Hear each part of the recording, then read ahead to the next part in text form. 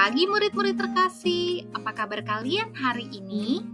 Bersyukur ya Tuhan Yesus masih memelihara kita, memberikan kita kesempatan untuk menghirup udara segar, bergerak, dan sebentar lagi kita akan kembali belajar bersama-sama. Namun sebelum melanjutkan aktivitas kita, marilah kita merenungkan firman Tuhan. Firman Tuhan hari ini diambil dari kitab Lukas, pasal yang ke-14, ayat 28 sampai 33.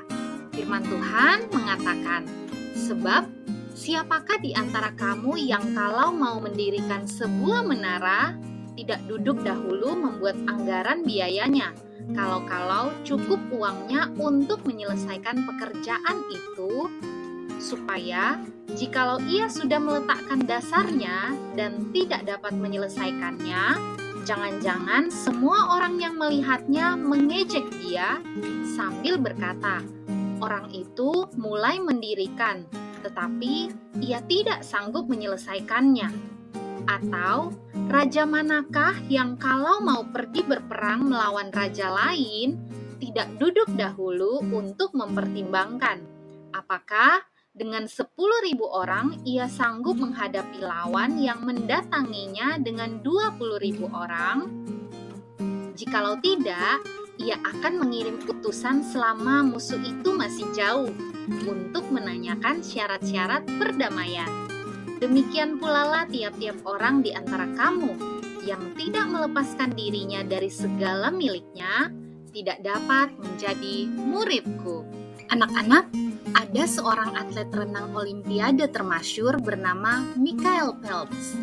Ia pernah berkata, "Jika Anda ingin menjadi yang terbaik, Anda harus melakukan hal-hal yang orang lain tidak mau lakukan." Beberapa hal yang Phelps lakukan misalnya, berada dalam kolam renang pada pukul 6.30 pagi, 6 hari seminggu termasuk tanggal merah, berenang sejauh 13 km setiap berlatih, serta melakukan 500 kali sit-up usai setiap sesi renang. Phelps melakukan itu semua sejak usia 15 tahun. Hasilnya sangat luar biasa. Ia memenangkan 23 medali emas olimpiade. Dari kisah Phelps ini, kita bisa melihat bahwa ada harga, kerja keras, dan hal-hal yang harus dipersiapkan dan dilakukan ketika seseorang ingin mencapai keberhasilan.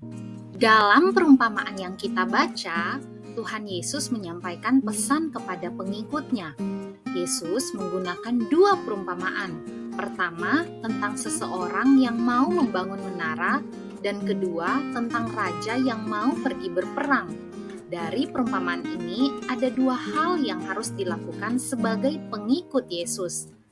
Pertama, pengikut Yesus harus memikirkan segala sesuatu dengan hati-hati.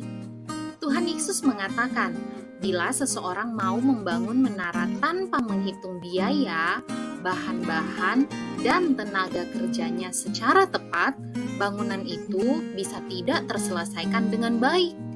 Dia mulai membangun menara dengan sebuah pondasi.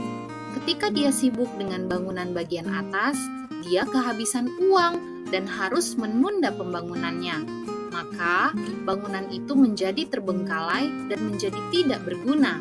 Dari sini, kita melihat bahwa pentingnya merencanakan segala sesuatu untuk membangun menara. Sebagai pengikut Tuhan Yesus, kita melakukan segala sesuatu harus dipikirkan dengan baik sebelum melakukannya. Misalnya, ada teman kamu yang mengajak kamu untuk menyontek. Di sini, kamu harus memikirkan dengan baik sebelum melakukannya. Apakah menyontek itu tindakan yang baik? Apakah Tuhan Yesus menyukai anak yang suka menyontek? Tentu saja tidak. Atau ketika kamu membuat kesalahan dan berpikir untuk mencoba berbohong kepada orang tua supaya kamu tidak kena marah. Apakah berbohong adalah tindakan yang baik sebagai anak Tuhan? Tentu tidak. Oleh karena itu, sebelum melakukannya, kita harus berpikir dengan baik dan hati-hati karena itu semua tidak sesuai dengan kehendak Tuhan. Yang kedua, pengikut Tuhan Yesus harus rela melepaskan segala sesuatu. Anak-anak, dalam bagian ini Tuhan Yesus juga mengatakan tentang raja yang mau pergi berperang.